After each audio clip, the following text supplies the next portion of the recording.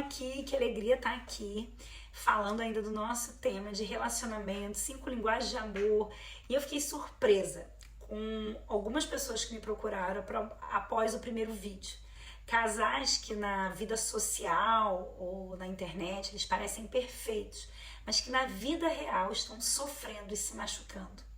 E então eu fiquei feliz por ter feito essa série nas próximas semanas, porque eu vou ser sincera com vocês, no início eu tava assim, será que vale a pena? Gente, é um tema que todo mundo já conhece, é um livro que eu acho que a maioria já leu, né? As pessoas já conhecem isso, mas a verdade é que mesmo sabendo e sendo coisas bem simples, muito de nós não praticamos o básico. Gente, isso é real. Quantas vezes a gente sabe que um alimento não faz bem, que a gente tem que beber a quantidade certa de água, e mesmo assim a gente falha em fazer os nossos exercícios.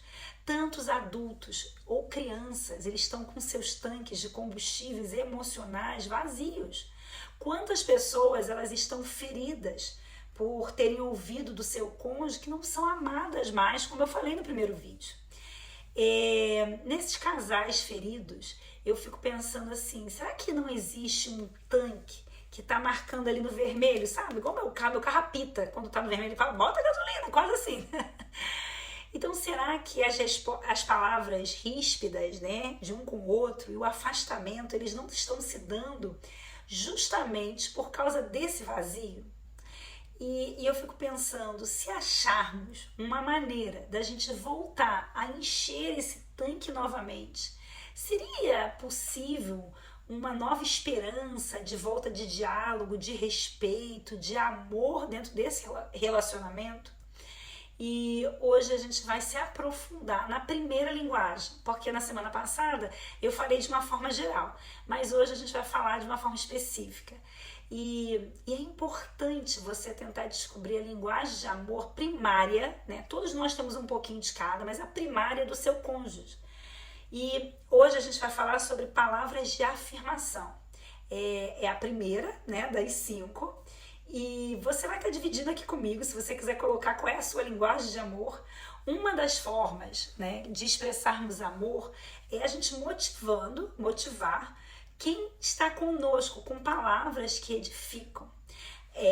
Provérbios, ele nos ensina que a língua ela tem o poder de dar vida e morte. Muitos casais, muitos de nós esquecemos o poder de uma afirmação verbal. O coração ansioso, ele deprime o homem, mas uma palavra bondosa o anima. Provérbios também nos ensina isso.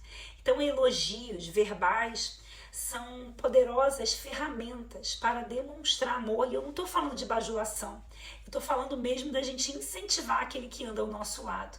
Então, por exemplo, você pode falar, você tá linda nesse vestido hoje, obrigada por você me ajudar com a louça, fico feliz por você ter separado esse tempo pra gente jantar juntos, somos dois, e você arrumou tudo, sei lá, com a sua mãe para pegar as crianças.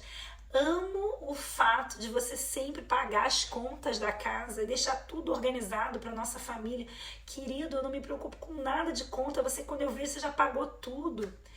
Então imagina, gente, como seria o clima da nossa casa, do nosso casamento, se essas palavras, elas fossem o que norteassem, né, o nosso lar, os nossos diálogos, a forma que a gente se comunica dentro do nosso casamento. A linguagem de amor primária, por exemplo, do meu marido, é palavra de afirmação, essa que a gente está tratando hoje, né? E eu já fiz um teste. E quando eu uso regularmente no meu dia a dia, eu vejo, gente, uma mudança tremenda no comportamento dele. Até na forma do seu olhar para mim, sabe? Então, quando eu uso dessa linguagem de amor primária, que é a dele, a principal, tudo muda, assim, muda o clima da casa. É engraçado, né? Mas assim, eu já fiz o teste e um dia eu pensei assim, vou encher o tanque de amor do meu marido hoje.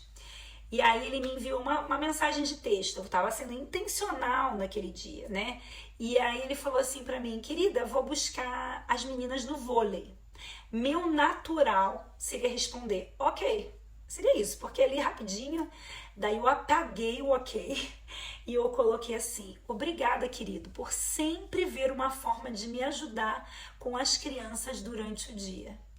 Passou, não falou nada. Aí daqui umas horas depois ele me mandou uma outra mensagem com um recibo que ele tinha pago, uma conta, não lembro agora o que que era bem. E aí eu respondi assim: ah, Jay, você sempre resolvendo todos os boletos da casa, sempre deixando tudo em dia. Obrigada por deixar, né, as contas pagas. E assim é menos uma coisa que eu preciso me preocupar. Não teve nenhuma resposta ainda. Aí quando ele chegou em casa, eu vi ele lavando a louça. E aí eu disse assim: obrigada por ter lavado a louça. E você não tem ideia, eu lembro que eu falei assim, você não tem ideia como me ajuda toda vez que você faz isso, você lava a louça. E nesse momento ele parou. E aí ele me olhou e falou assim: Luciane, você está usando as palavras de afirmação comigo? Porque ele sabe que eu estava relendo o livro, que eu estava estudando para preparar o estudo para vocês. Você está fazendo isso comigo hoje? E aí eu disse assim: sim, querido. Aí ele sorriu, voltou a lavar a louça ali, quietinho, mas sorrindo. Eu vi um semblante diferente e eu pensei: esse sorriso significa que o tanque de amor dele nesse dia tá assim, né? Tá ali o tanque cheio. E assim ele continuou o dia inteiro. E eu pensei: por que não pode ser sempre assim? Por que a gente não valoriza, né, o que o outro está fazendo da melhor forma? Por que responder só com um ok? Ou ou se você... ou a gente pode falar assim: ah, já era hora, né? Oh, meu filho, porque também a louça já estava na pia, estava lá no teto. Então, a gente precisa ser intencional nos elogios. Meu marido, assim, por exemplo, quando a gente vai pra praia, ele sempre organiza tudo, carrega tudo pra gente, pros amigos, quando ele acorda muito cedo, muito cedo. Então, quando o pessoal acorda, ele já montou a barraca de todo mundo. Quantas vezes isso foi passado desapercebido pela nossa família? Mas agora, sempre coloco a mão no ombro dele e digo: obrigada. E eu vejo tantas mulheres, querido, que tem que carregar barraca com o marido, cadeira, e você leva tudo pra mim, leva ainda dos outros, dos amigos, da família. E assim, eu tenho incentivado as crianças também a elogiar o pai. Então assim, e de verdade, gente, não é bajulação, mas motivar, encorajar naquilo que o outro tem feito tão bem. E a gente acha que é obrigação. Uma palavra de encorajamento pode mudar tudo, tudo. Eu lembro que quando a gente plantou a igreja, né, no Rio de Janeiro, a Igreja Redentor, lá no Rio, e o Jay sempre me incentivava a ensinar as mulheres a fazer uma reunião de oração. Eu falava: Jesus, eu não sei, eu sou advogada, eu não sou boa nisso não, eu realmente não me achava capaz. E eu sempre me via como advogada, né? E ele falava assim: não, Lu, você é tão boa para contar as histórias da Bíblia, sua memória é tão boa, você conta de um jeito que cativa quem tá ouvindo. E quando eu te ouço, quantas vezes parece que eu tô revivendo aquela situação. E por mais que eu falasse num tribunal, eu era tímida nas primeiras reuniões, sabe? Parecia que falar na palavra de Deus é uma responsabilidade, eu não me achava capaz, mas as palavras dele me deram coragem de dar o primeiro passo. E as suas palavras me impulsionaram o que eu vivo hoje, o que hoje eu compartilho com as mulheres.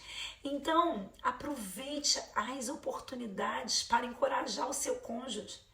Não como crítica, mas diga naquilo que ele é bom. Naquilo que ele é bom de verdade.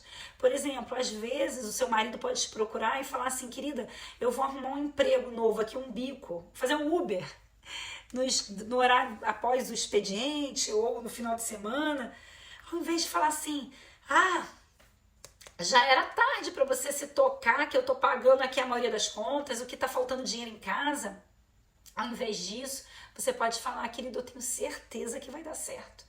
Porque você já reparou que tudo que você coloca a mão dá certo? tudo que você diz que você vai fazer, né, e coloca seu coração, eu vejo que Deus abençoa. Fala daquilo que é verdade, eu estou dando aqui um exemplo, né? Então, queridas, que a gente possa usar os nossos lábios para usar essa primeira linguagem de amor. Semana que vem a gente vem com a segunda, mas eu quero ver todo mundo praticando essa, tá bom? Porque a gente sempre, mesmo que não seja a primeira linguagem do seu marido, normalmente o marido ele precisa desse suporte da mulher. Existe uma necessidade no marido que somente nós mulheres somente nós as esposas iremos poder contribuir na vida deles. Existe algo que ninguém mais, nem um melhor amigo, nem um chefe, seja quem for, nem o pastor.